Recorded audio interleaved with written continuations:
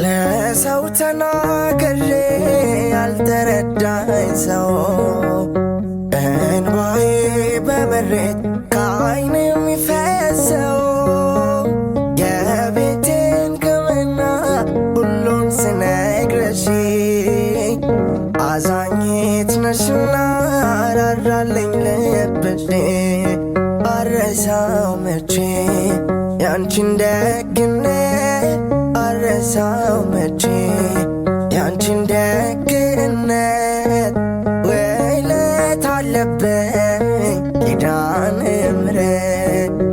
አረሳም